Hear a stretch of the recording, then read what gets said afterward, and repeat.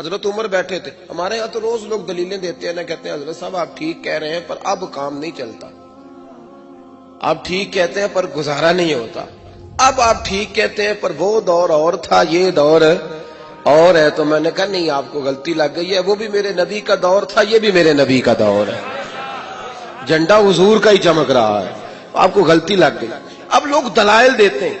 حضرت عمر گھر میں بیٹھے تھے تو ان کا بیٹا بھی ساتھ بیٹھا تھا, کسی مسئلے پر بات ہونے لگی.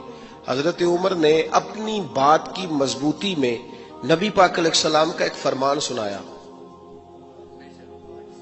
تو آپ کا صاحبزادہ کہنے لگا ابا جی وہ تو ٹھیک ہے, لیکن جب یہ لفظ اس کی زبان پہ تو حضرت عمر نے تلوار نکال لی. فرمایا اٹھ نکل میرے گھر سے, میں رسول اللہ کی بات کرتا ہوں تو اگر مگر کرتا ہے, میں حضور کا فرمان سنا رہا ہوں تو اگر مگر کرتا ہے, نکل جا, کوئی جگہ نہیں تیرے لیے, چل دوڑ جا.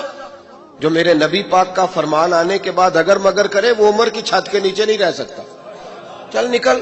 کوئی بات ہے, پیار بھی کرتا ہے, کلمہ بھی پڑھتا ہے, اگر مگر بھی کرتا ہے. کہتا ہے نہیں جی ابھی انتظار کر رہا ہوں, دیکھ رہا ہوں, سوچ رہا ہوں. بھئی تو مسلمان ہے, اب تیرا کام ماننا ہے, تو نے عمل کرنا ہے, تو نے لے تو لا اللہ نہیں کرنا, تو نے بات مانی. حضرت عمر نے گھر سے نکال دیا. بچہ کئی دن منتیں کرتا رہا, کوئی نہیں چھٹی ملی گھر آنے کی, کوئی نہیں چھٹی ملی. وہ امیر المومنین حضرت ابو بکر صدیق کے پاس گئے, کہنے لگے ابا جی سخت ہیں, آپ کو پہلے بھی پتا ہے, میری سفارش تو کریں. تو جناب صدیق اکبر گھر آئے, کہنے لگے چل بس کر, تو سخت ہی ہو جاتا ہے, چھوڑ دے. کہنے لگے ابو بکر تمہیں پتہ ہے اس نے کیا کیا ہے؟ کہا ہاں, یہ کہتا ہے کہ حدیث میں وہی تائید ہی کرنے لگا تھا بس, لیکن نکل گیا منہ سے. کیا لفظ ہے حضرت عمر کے. فرمانے لگے ابو بکر دل پہ ہاتھ رکھ کے بتا, تیرا بیٹا ایسے کرتا تو کیا کرتا؟ جناب صدیق اکبر رو پڑے. فرمایا میرا امتحان نہ لے. ابو بکر رو پڑے, میرا امتحان نہ لے, مجھ سے نہ پوچھ کہ میرا بیٹا حضور کے مقابلے میں اگر مگر کرتا تو کہا کیا کرتے. تو جناب ابو بکر فرمانے لگے تو نے تو تلوار اٹھائی تھی نا, میں نے مار بھی دینی تھی, تو اٹھائی تھی. اگر مگر یہ غلام ہے, یہ نبی پاک کا غلام ہے, اس کو کہہ دیا جھوٹ حرام ہے تو کہتا میرا گزارا نہیں, اس کو کہا گیا یہ چیز غلط ہے تو کہتا کام نہیں چلتا. تو غلام ہے, جس کو آپ نے غلام رکھا ہوا ہے, نوکر رکھا ہوا ہے, آپ اس کو کہیں جا 5 کلو چینی لے آ, وہ اگر آپ سے کہے نہیں 2.5 کلو منگا لو, مان لو گے بات؟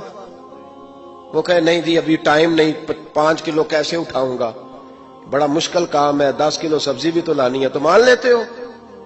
اللہ رسول کو کہتے ہو آہستہ آہستہ نماز پڑھوں گا, آہستہ آہستہ نیک ہو جاؤں گا.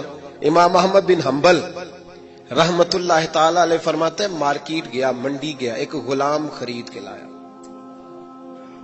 گھر لا کے میں نے اس کو پوچھا تیرا نام کیا ہے؟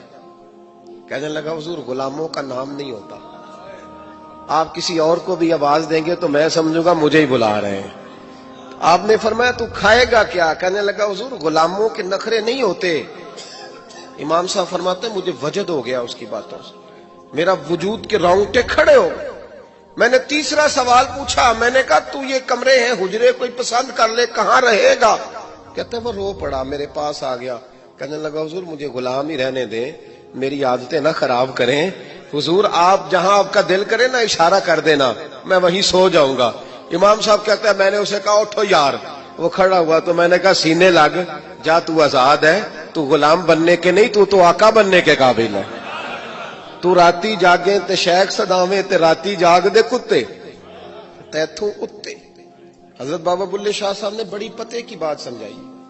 کہنے لگے تو نے ایک کتا رکھا ہوتا ہے, تو اس کا مالک ہوتا ہے, ایک روٹی تو ڈالتا ہے اسے, کتا دوسری مانگے تو جوتا اٹھا لیتا ہے. اور فرمایا وہ ایک روٹی کھا کے نا ساری رات تیری پہرے داری کرتا ہے, ایک لقمے کی وجہ سے ساری رات کتا تیرے دروازے پہ کھڑا ہے.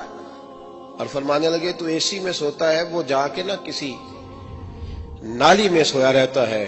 فرمایا جس کا تو مالک ہے تو اپنی نعمت دیکھ اور اس کی نوکری دیکھ, اب یہ دیکھ جو تیرا مالک ہے اس کی نعمتیں کتنی ہیں اور تیری نوکری کتنی ہے, یہ ذرا غور کر. فرمانے لگے راتی جاگیں تے شیخ صداویں, راتی جاگ دے کتے تیتھوں اتے, مالک دا در مول نہیں چھڈ دے, پاویں مارو 100 جتے تیتھوں اتے.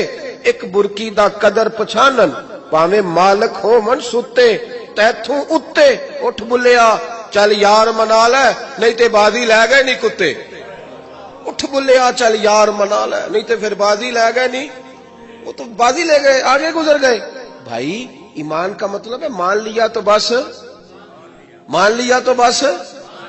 मुसलमान कह रहा है कैसे होगा जी नमाज पढ़ने से बरकत कैसे होगी अल्लाह कहता है ऐसे होगी कि भाई यरज़ुक़हु मिन हैसु ला यहतसिब जब तुम मुझसे डरेगा तो मैं वहां से रोजी दूंगा कि तेरा कभी गुमान भी नहीं गया हो